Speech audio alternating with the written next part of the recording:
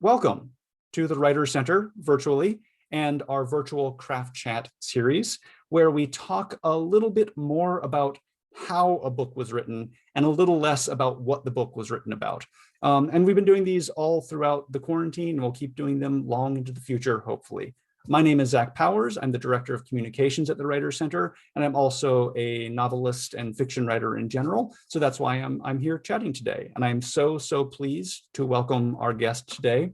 Maroa Yejide is the author of Creatures of Passage, this fantastic book. It's her second novel, and I'm really excited to talk about it because it's a fantastic book, and it's just starting to get some good buzz in the literary world, including it was in the New York Times book review today, or New York Times as a book review today. So really wonderful thing there. Maroa, thank you for joining us. If you could unmute and say hello. I'm sorry, I didn't realize I was on mute. Sorry about that. Oh, apologies, everyone. I'm Maroa Yejide, and one of the reasons, guiltily, I have to admit, one of the reasons why I was slightly late, and I'm very sorry about that, was the Washington Post review just came out, and I was like, what? So I was very surprised and had a 5-minute out-of-body experience. Okay, I've not seen that one yet, so I'm excited for you, and I'm also so excited for your background right now. That is such a, is that physical? Is that a physical object behind you? Well, this is as everyone knows, we're all home, right?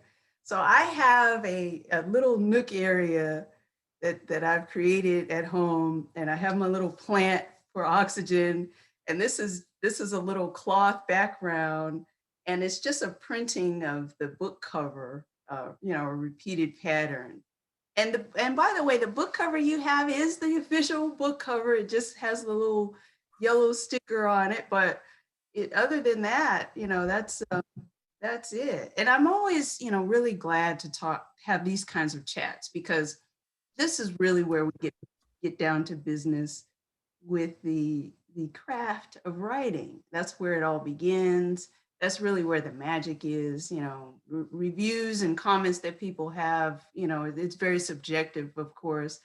And while I can be appreciative, really the work is what you all are probably more interested in is what happens when you're just at the computer staring at that blank screen. Mm-hmm. I'm happy to speak with you guys today. And of course, Zach, you've been marvelous in many.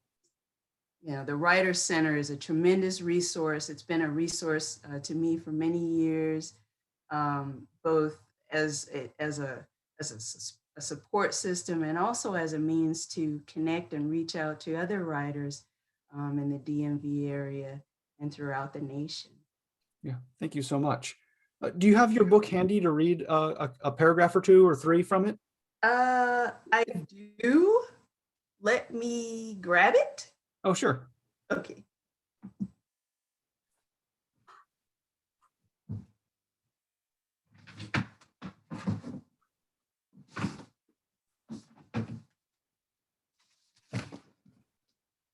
I'm just going to hold up the cover here as we're waiting so that you recognize it when you go to your bookstore. There we go. This is it. Oh, it looks so good. Not much difference. It looks so good with the yellow thing on it. I love it. So I'll just read. I know we're a little pressed for time, and again, I apologize for that, but I'll just read from the very beginning of the novel. That pretty much sets the tone. I love magical realism, and so tone is very important to me in general, setting sort of the atmosphere and the world of the story. Nephthys Kinwell was not a savior of souls. That was God's charge, or maybe the trade of the devil. But she did ferry souls from one quadrant to another and over the streets that now covered the prehistoric marshes of the capital of the territories.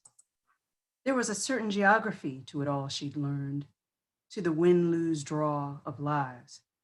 For Nephthys Kinwell knew, as all wandering hearts do, that it was not enough to know where things happened in the lines and circles of human lives, but why, since the reasons for happenings were buried much deeper than the happenings themselves. So she never had to look for the signs, omens, bones of creatures of passage. They found her. The kingdoms of the land that together made the United Territories had just turned 200 years old the summer before, a fledgling in the long line of empires risen and fallen. But in 1977, Anacostia was still the New World, an isle of blood and desire. Thank you. Thank you. I really loved hearing you read that too. Thank you. So I'm going to come to your next reading. That's what that was what I'm saying. So my first question, it's sort of the first question that we ask all our guests, and it's had some fun answers, so hopefully we'll again, is what's something you did as a writer in writing this book that nobody has seemed to notice or mention? And you're 2 days after release, so you might not have a lot of feedback yet, but what's something you did that no one's really latched onto that you're interested in or proud of or something like that?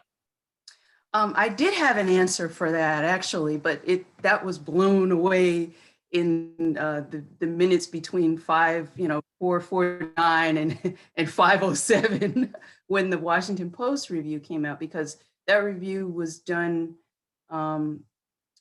One of the main vehicles I used in the story is dividing the book into passages.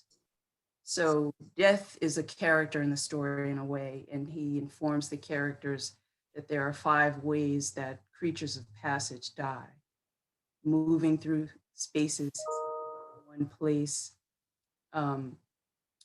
resigning life to another, surrendering one's life, and entering the void.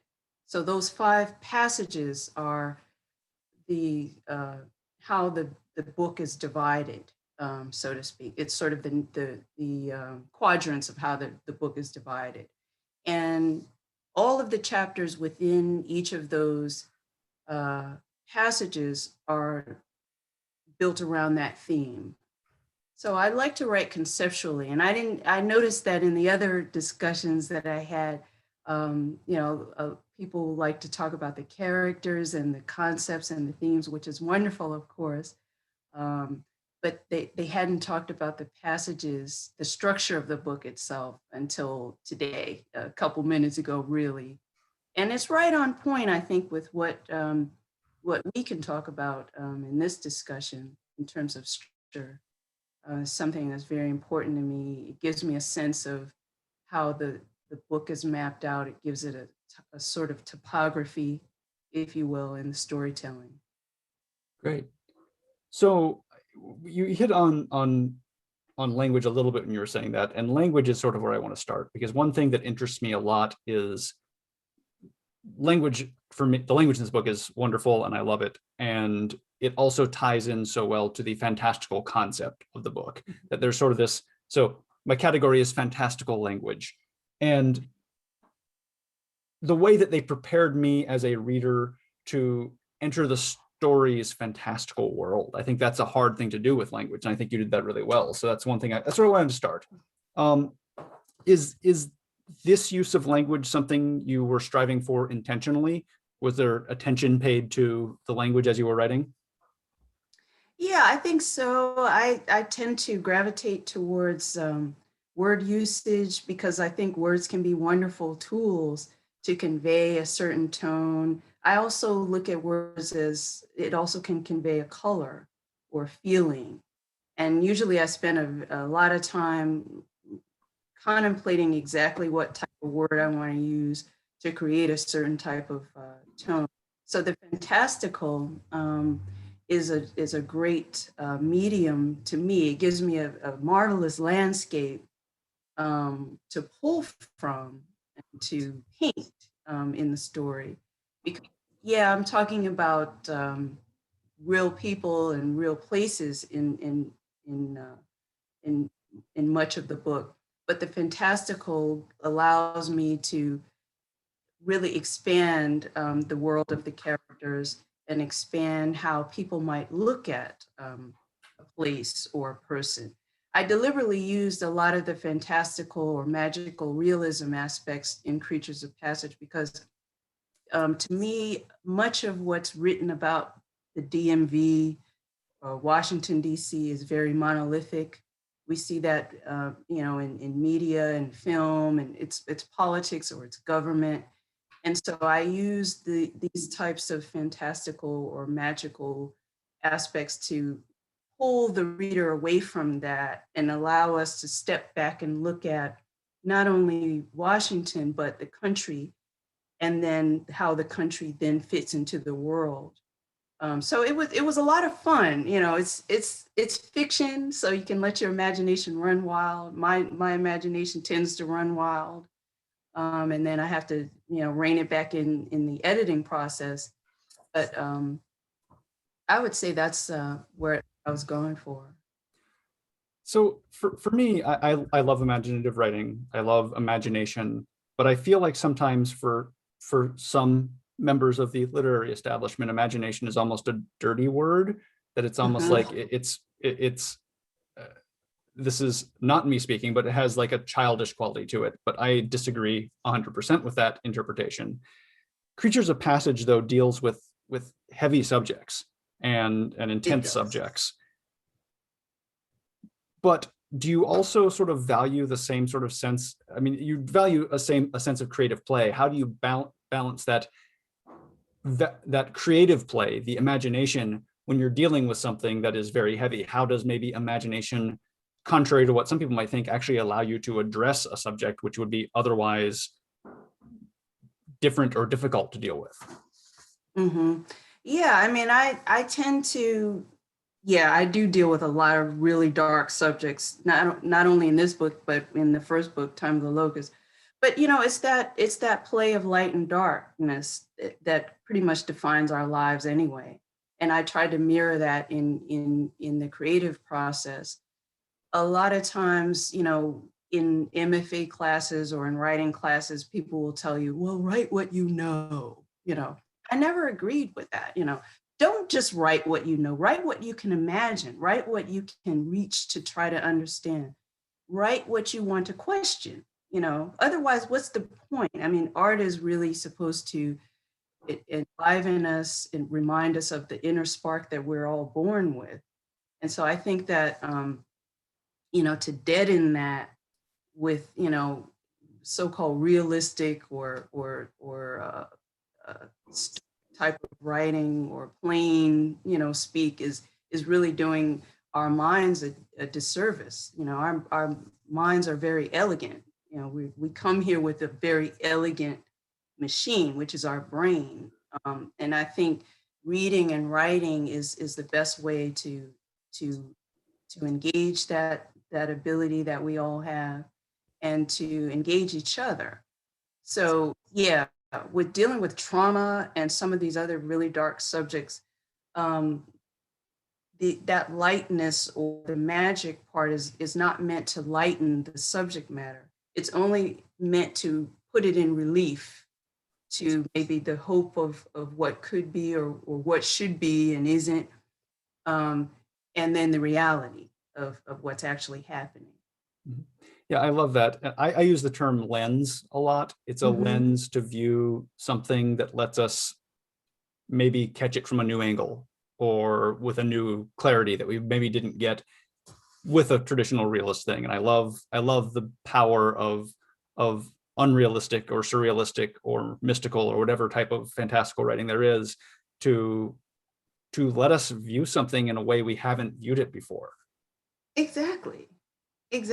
It gives us a chance to look through a window or to look in a mirror.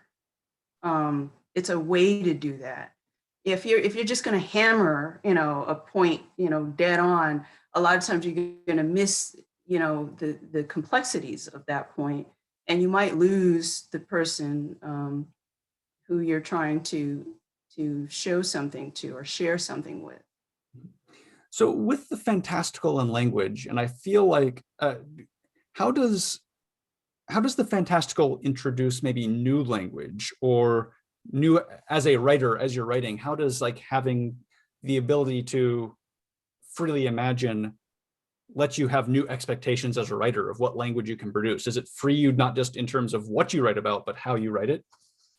Oh yeah, absolutely. Because it allows me to create my own mythology, my own rules of engagement. So in this, and that's, any writer, would probably tell you that that's, marvelous fun, to be able to create a story where, yeah, there's rules of how humans would interact or how something would be felt, but you can also create your own rules of engagement, your own mythology around sort of the concepts that built out of the story.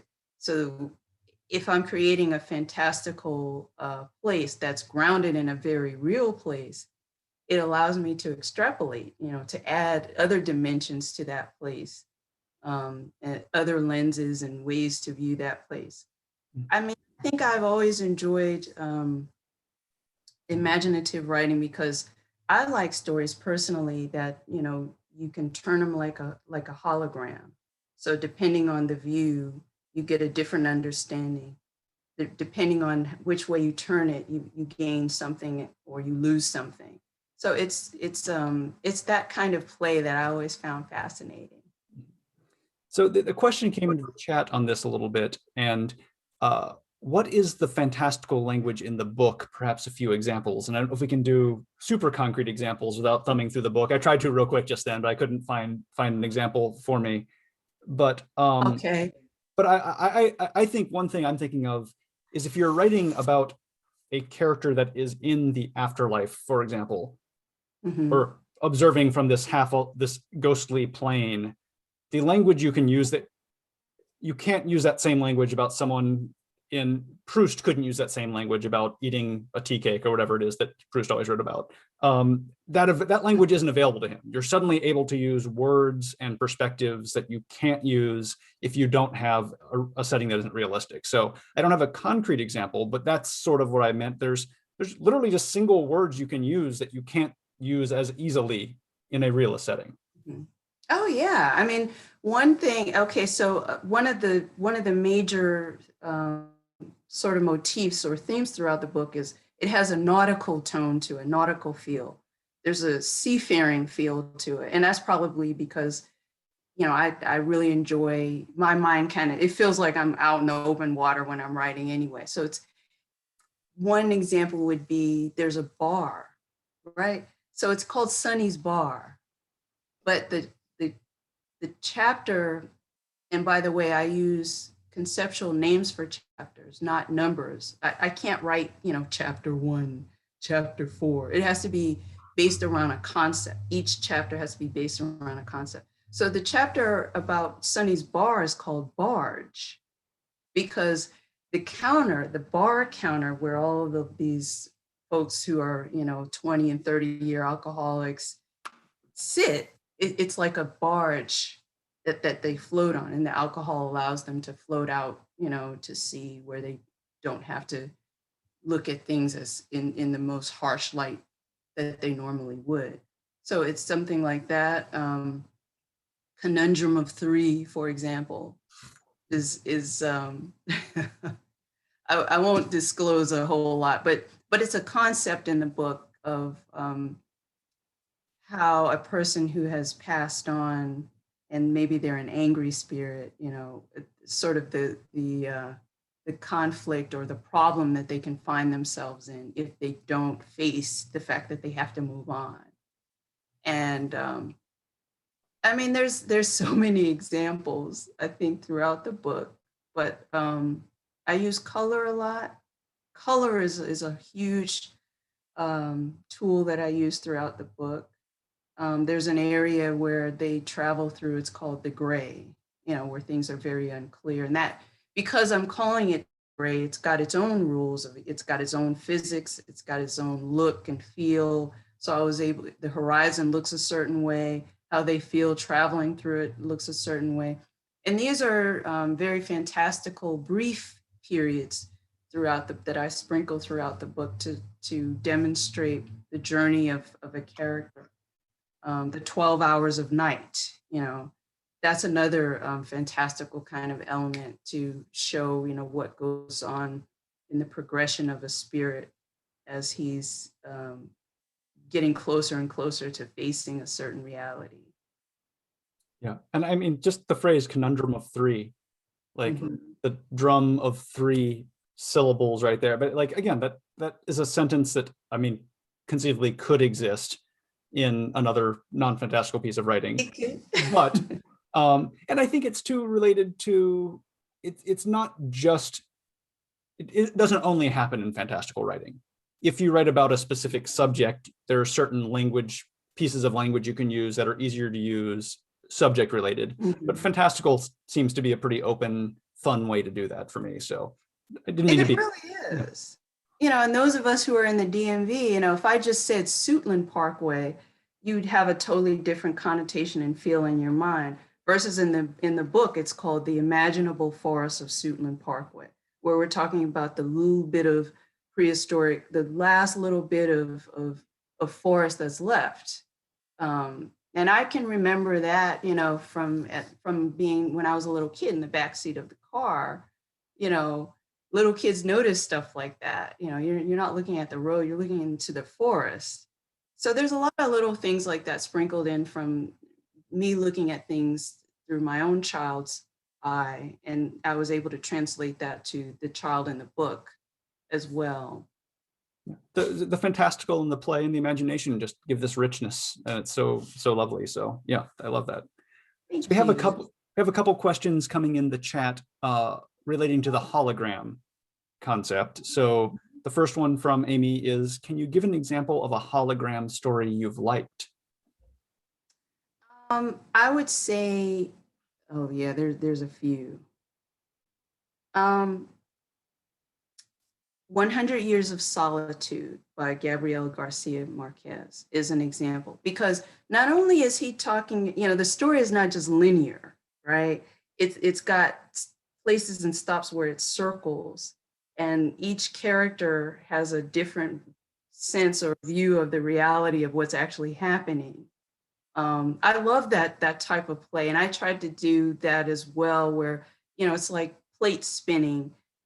Each character is a plate, right? And they've got their own sense of what's going on, but it's not necessarily the whole picture. So if you're just looking at this one view, you're getting this character's view, and you're looking at the exact same situation through that character's eyes. But then maybe later in the novel, or even later in the same chapter, you're then getting a different view of the exact same situation through a different character's eyes. And I think that comes from my experience as an exchange student in Japan many years ago, where when you study another language, you learn a different way of thinking. And I learned through the Japanese language that you don't focus on what someone says, you focus on what they don't say. So literary fiction is very much about that interior dialogue, or the things that people don't necessarily say out loud, but it's a subplot that's actually impacting everyone, but they're all getting their different holographic view, so to speak, happening. Another question from the chat, does the hologram perspective preclude first person narration? Are you saying this is the method you use as a writer to explore a character? Oh. Yeah, I mean, everyone's style is different. To me, the beautiful thing about fiction, and particularly literary fiction, is there's no, correct way or sanctioned way to do something. I just like that bird's eye. I like that 30,000-foot view, because I like to be able to, scope in like a telescope into what's happening, behind someone's eyes, and then scope back out. It's just a lot of fun. You can play with time, you can play with points of view, you can play with perspective that way. So yeah, I think it's just my preference, is all. So one thing that just came to my mind in the moment when you were talking earlier was, you have so many characters that you dive into, and sometimes given really depth, and sometimes characters get great chapter of depth, but or otherwise just glancing across the story, they don't appear deeply anymore. Mhm. How do you look at structure? how do you look at these individual moments and how they add up into a novel? And how do you look at these individual moments stacking up and how they perhaps build what we might look at as a traditional plot structure? Or are you opposed to traditional plot structure in general and use this sort of cumulative exploratory effect instead? Yeah, I don't have a linear process of writing. So it's all based around a concept or a set of concepts that I agree with myself, okay, these are the anchors. And everything else is going to revolve around these anchor concepts. I tend to write different parts of the novel at once. So it's not like write this one chapter and then figure out, go through the other 20 chapters one at a time until you get to the end. It's like painting. And, my mother was a painter. I grew up watching her paint oil on canvas. So it feels like painting where, a little light here, a little color there, let's add some more here. And then I take the chapters and build them around a concept so that I can move those concepts around. Within the chapters, that helps me to decide what this chapter is about.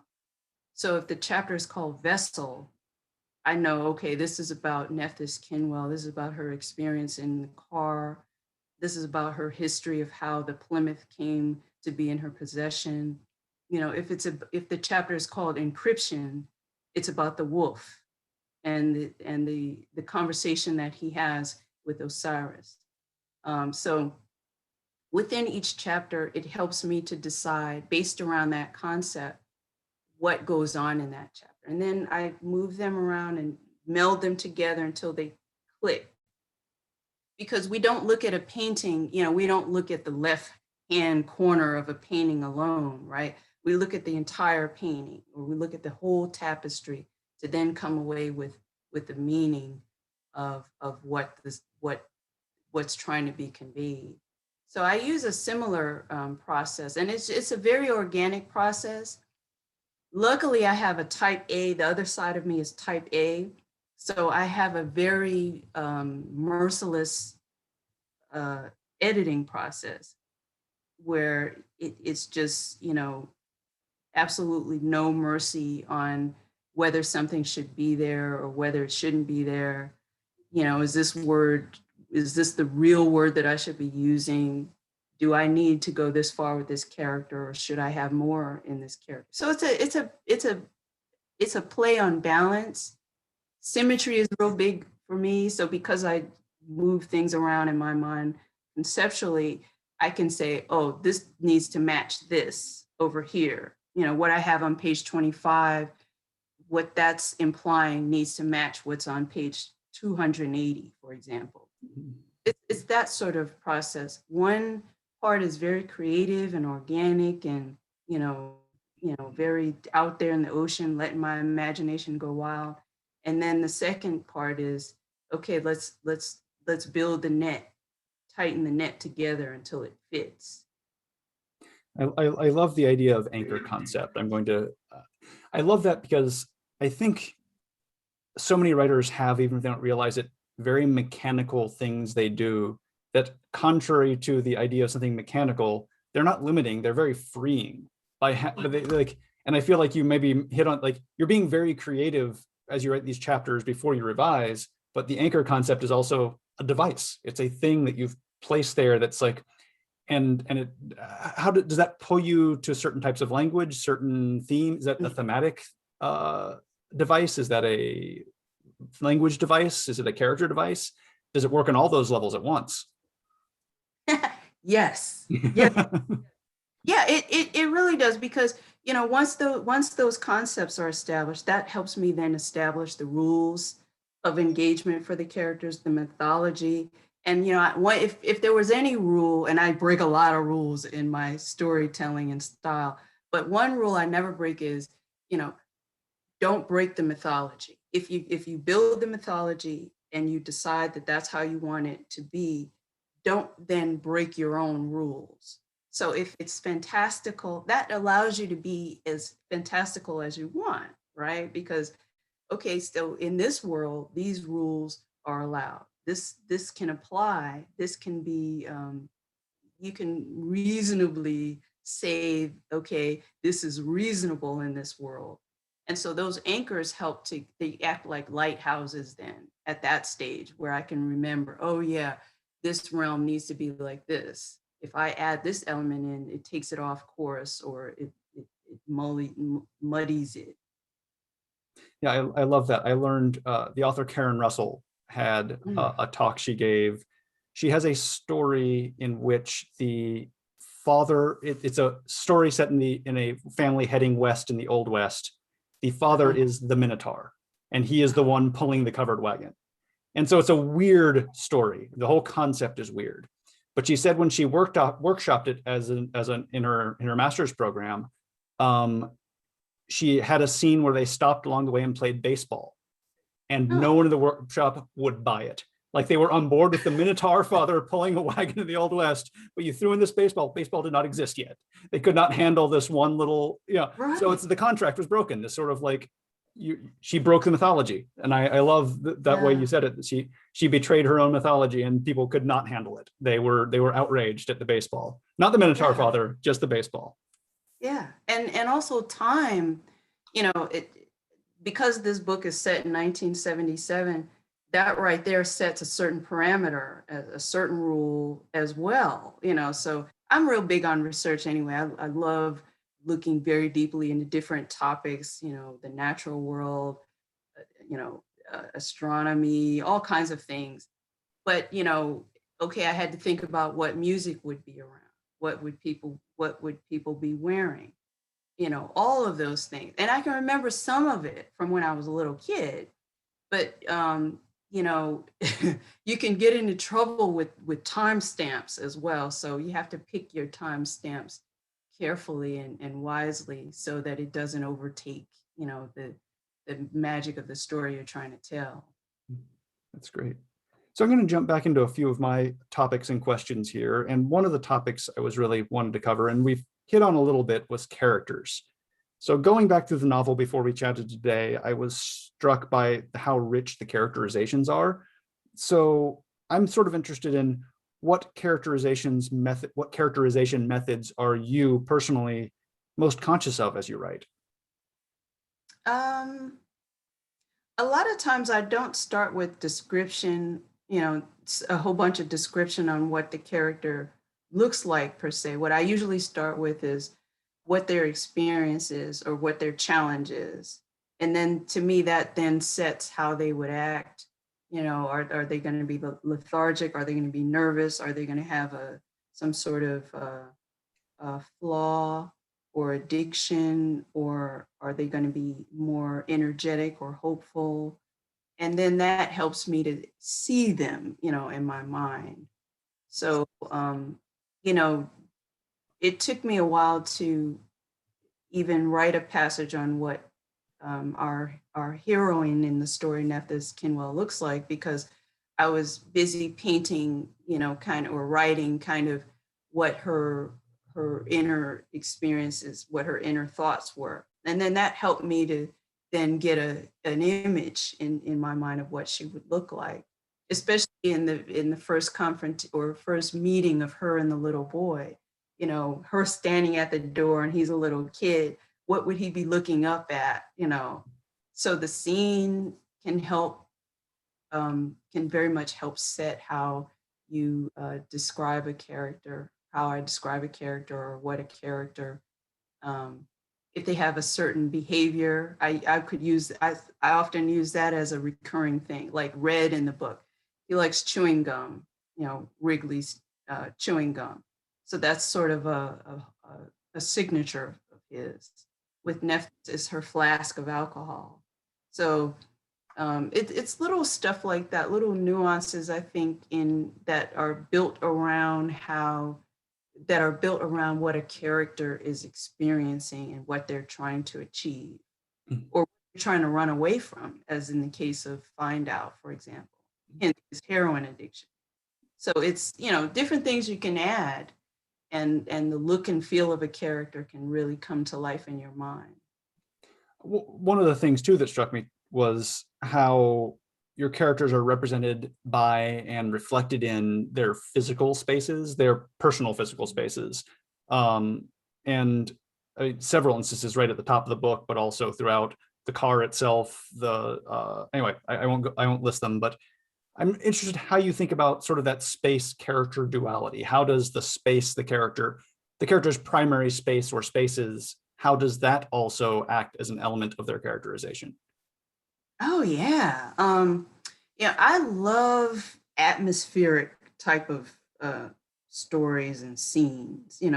I think the setting, to me, it needs to be an atmospheric type of conveying, because I think that helps to give a window into the mental state of the person, how they're experiencing their particular situation.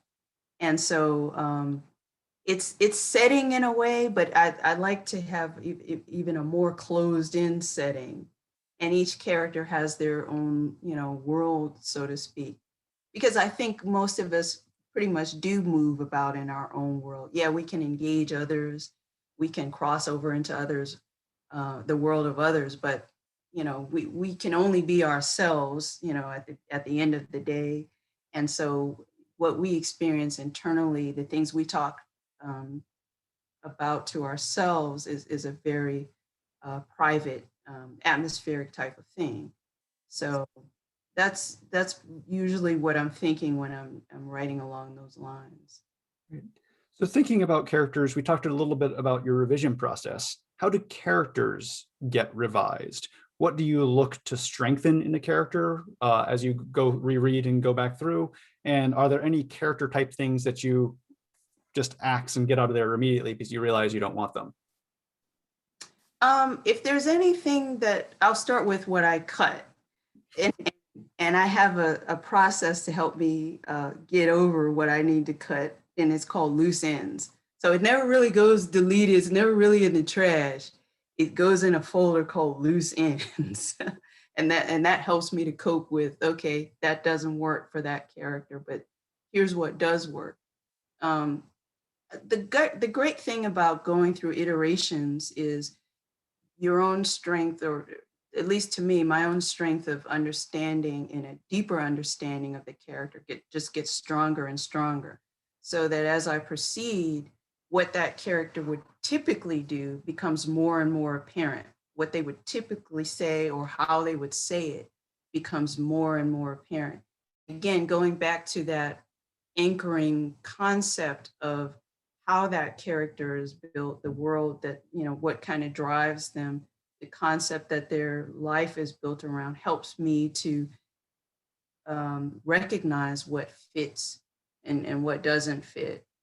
A lot of times that can come to light in a dialogue passage with another character, and where you can see one character is fully in their sense of self and fully in their world, but then something doesn't ring true or rings hollow in something that the other character says to them. So that's another way that I found in the iteration process that I was able to sort of separate out what needed to go. Mhm.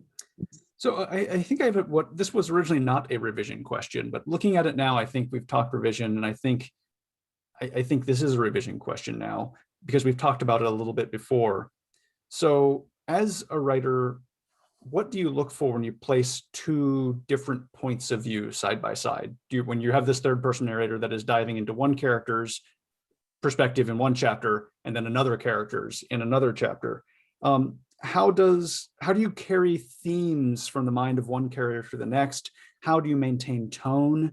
And also not just between these sections, but you mentioned you rearrange, you get these chunks and you move them to their most effective positions in your revision process. How do you make sure that that communication between chapters is maintained as you're moving things around? Oh yeah, that's a great question, and it was definitely one. It was definitely something I was highly evolved, highly involved with this book. Yeah, I think I used almost a lullaby tactic, where I use refrains, and the not only helped me to reconnect with the character, but I think it helps ground the reader in the story, because so much goes on. So I would say I would have a passage about something that went on maybe in a different era, a different time. It's a history. And then I would say, but she had no way of knowing this. So right then that brings the reader right back into the moment of that scene. But they've come back informed, having a deeper grasp of what got this character from that point in time all the way up until this moment in the scene. So I found that it worked quite well in allowing me to find symmetry throughout the story. And so when I have those two things juxtaposed, usually for me it was, the mundane type of thing right next to the fantastic. I was able to have one inform the other, um, and help use one to deepen an understanding of the other, so that we're not getting just a, a a two-dimensional view, of something. I wanted to have a, 3 and 4 dimensional view of something. And I think using what I call breadcrumbing can be very effective, where you drop just a little bit of a piece of information in a very specific place that's relevant to a scene, so that when we get to, chapter whatever, you recall that piece that you dropped there and connect that dot. And so it's a fun experience, I think, in the creative process, because it allows me to, build out symmetry and connect points of light in the story. I love all your sort of concrete techniques that the book reads completely organically, but I love the fact that there's some framework behind it, which is maybe a little more structural than people realize reading the finished product. A question about the finished product from Joseph Schwartzberg, who I mentioned his name because he's also the one that connected us originally, is a mutual friend. Joseph is here. How many drafts on average do you go through on one book? How do you know when you've reached the most cohesive draft that goes to the editor? So a good 20, 25 drafts. And I mean the whole book, not just sections of the book, but from the very first word all the way to the end, the very last word of the book. So again, that it could just be me, but it's just that type A part where, the iteration process is very important to me. The the hunt for, grammar issues, typo issues, symmetry issues. Did I break the mythology rule here? All of those things come to bubble up to the surface in the iteration process. Time of the Locust, that was a good 20, 25 iterations. Creatures of Passage, it was even more, because I wrote it over so many years and put it aside. It collected dust for many years. There's motherhood in between, there was jobs in between, there were life challenges in between. And then I took a coffee break with it and wrote Time of the Locust too. So, but as long as those anchors were still there, I was able to continue to build that web, build the story out. You can't beat yourself up on how many times you edit something. I think it gets to a certain point for me where I can hear it. It has a cadence, and I say, yes, that's what I was trying to say, and that's how I wanted it to say. That's how I wanted it to sound. I read it out loud as well. So when I have a draft that's nearly finished, I read the whole book out loud, because word choice and the cadence of how something sounds needs to match how it looks on the page. At least for me, it needs to have a sense of a music, so to speak. So as soon as I get that frequency, or I hit that frequency in my mind, I say, it's finished. Mhm. Creatures of Passage, it just took a long time, because there were, there was just life in between. Mhm. I've realized recently one of the things I do is I like revising. I don't mind revising that much. It's just sort of a process, and it feels like, it's mechanical, and I don't mind it. It's Yeah. sort of, you go into it. It's when I get bored revising. That's actually a good sign. It's a good sign that there's not as much work to do, and I'm reaching the end of that process because it's not exciting to make changes anymore because there's not as many changes to make. So that's my weird recent I've never shared that yet. That's the first time I've realized that recently. Like, oh, my revision process is when I get bored. That's the end of it. Yeah.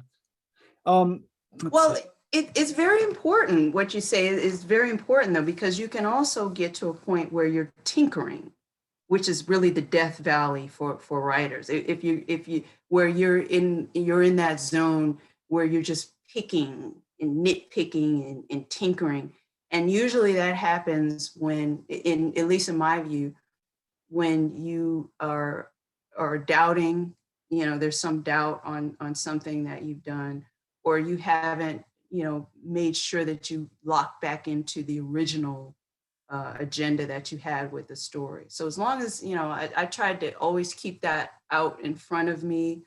Here's what I'm trying to do. Here's how I'm trying to do it. And however difficult it was, I knew, okay, just make sure you stay grounded in what the book needs to be. And so that way you can finally hear that, you can hear that, okay, it's finished. You can feel that when it presents itself. So another question from the chat related to revision.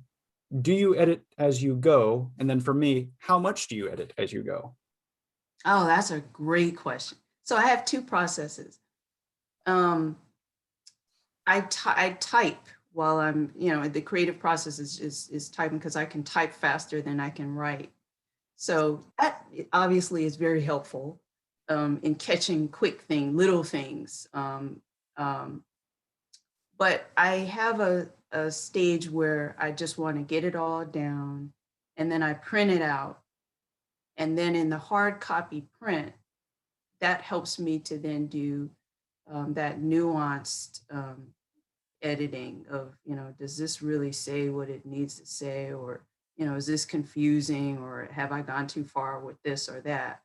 And then I can write my notes in there. And then I'll usually just let it kind of marinate in my mind for a while. And then I'll go back to the computer and tighten those areas or add. Sometimes, many people, I don't know about other people, but sometimes just kinetic movement helps. I go for a long walk through the woods. A lot of chapters in my mind were written, walking through parts of Rock Creek Park, Sligo Park.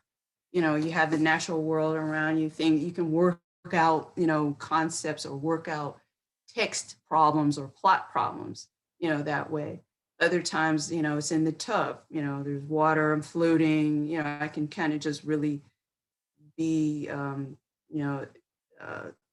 in a sort of ether and let things float to me.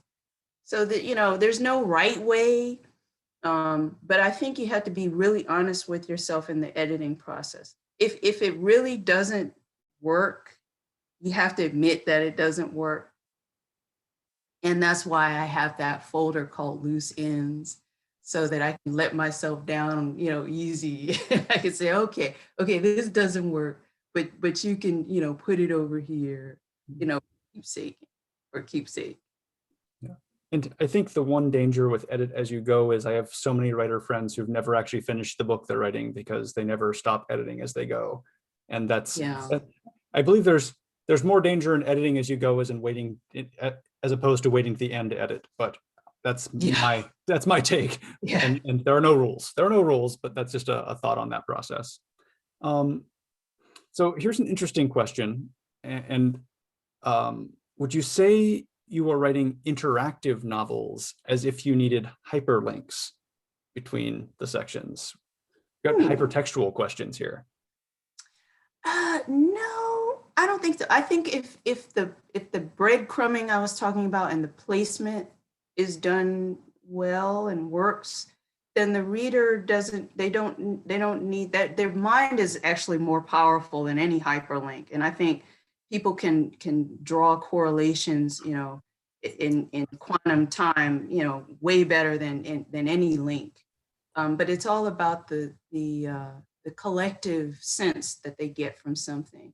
And so maybe in a particular ending of a chapter, you know, what they read earlier that relates to that or impacts that one section of the chapter then washes over them. They say, oh, you know, yeah, that's why, you know, but, or he doesn't know it though.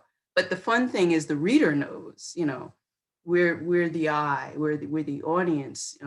And I used history as a way, as a sort of a tool in that regard, you know, because we're living in this time. So there's a lot of things that we know that the characters don't in 1977. And that's true for us, you know, now in this time, and our kids and grandchildren later, you know, where they'll look back and say, oh yeah, they didn't know though, they didn't realize that, you know, or they didn't see it, you know, kind of thing, like we do with our grandparents and great grandparents. I love the concept of the mind is more powerful than any hyperlink. I feel like that is the reason a novel is an important thing, because the mind is more powerful than a hyperlink. We don't need the quick gratification of clicking through to the knowledge we're supposedly seeking, rather than ruminating. And anyway, I wrote it down. Yeah. I'm going to say that phrase. So a couple more questions in the chat before we're done for the evening. So it seems like you have a very solid, blessedly, in parentheses, solitary process. Do you seek input as you write or after you're done writing, and from whom? Okay, so in my view, it's very important that no one is in my mind or in, you know, with me in my mind while I'm writing. It's a total lockout, you know, complete blackout. So, and that's so that I can get, you know, in touch with what I'm trying to say and how I'm trying to say it, because everyone is unique. No one person will say something the same way. So no, there's no collaboration. There's no, hey, check this out and see what you think. No, it has to be, the draft has to be almost finished. I mean, to the point where there's just, let's look for typos before I share it. And then even then, the only one that gets to look at it first is my husband. He's always been the first one to look at anything I've ever written, because I know that not only because of his deep sense of reading and history and research, not only because of his understanding and appreciation of literature, but I know he'll tell me the truth about how something smacks him, or how something sort of struck him. But then, you know, once I have a sense of, I think it's ready to be shared, then I go ahead and do so. And usually it's with, you know, just a couple trusted people. And I think that's very important for writers to recognize and take ownership of the fact that what you write is precious, and you don't need to feel pressured to release it to anyone until you feel comfortable with releasing it. And, you know, everyone's got an opinion. All this is subjective anyway. I mean, the whole thing is subjective. So it's important to remember that how something strikes one person is maybe different from someone else. But your job, I think, as a writer is to understand very clearly and stand by you're trying to do and how you're trying to do it, and to really do the work in the editing process to make sure that it does work in the story. You know, you can't blame the reader. You know, if it's not on the page, you know, you can't get upset with the reader as well. But you have to also get a sense of how your work is shared or experienced by others. So it's a precarious thing, and that's why it's important not to do it until you're ready. Great. So one final question, I think, and this is more of a publishing question, which we haven't hit today. So as a fantastical writer of literature, how did you keep from being pigeonholed into genre when publishing? And this is from another writer who writes fantastical realism. Well, it's easy for me because it's literary fiction. Right. I consider what I write literary fiction because that's really the only basket that's deep and wide enough to hold the type of stuff that I write. Yeah, it's got a lot of elements in it. It's got a lot of uh, fantastic elements. It's got horror, even some mystery, but it's really about the asking those big questions. And I think literary fiction is the only realm that really is concerned with that in a singular way. And so, you know, that said, I am delighted that different communities and types of people have embraced the book from their point of view. You know, it's that hologram thing again. You know, if the fantastic speaks to them, then great. You know, if the mystery speaks to them, then great. But I mean, I think it's genre bending because it has a lot of elements in the basket. But the basket to me is literary fiction. You know, anytime you're dealing with those big questions or that interior dialogue that people have with themselves, I think that's literary fiction, and that can look like anything. You know, some of my favorites, you know, if they were published today, might be genre bending. You know, so Yeah. That's fantastic. I want to say thank you so much. I wrote down several quotes and concepts. I saw people putting them in the chat as well. So you've dropped some ideas we're all holding on to today, which is definitely the goal of one of these craft chats. So everyone, please get a copy of Creatures of Passage. Maroa, thank you so much for joining us. This has been an absolute delight, and we hope to see you again for more things, and that the book takes off and everyone who can possibly read it does so. absolutely. Thank you so much. This was a real pleasure, you know, and just one last thing I'll say is, you know, your path is your path. You know, everyone has their own path of writing. And, you know, there's a lot of, you know, fantasy around this idea of there's supposed to be some sort of writing life that we're all supposed to be adhering to. And I just think that's a load of malarkey. You know, there is no writing life. There's just your life and how writing fits into it. And however long it takes, you know, that's how long it takes. And whatever you want to say, put it in the way that you want to say it. And I think things have a working out the way they're supposed to if you're true to your story. And I think that'll resonate with others. So thank you very much. Thanks so much. Have a good night, everyone.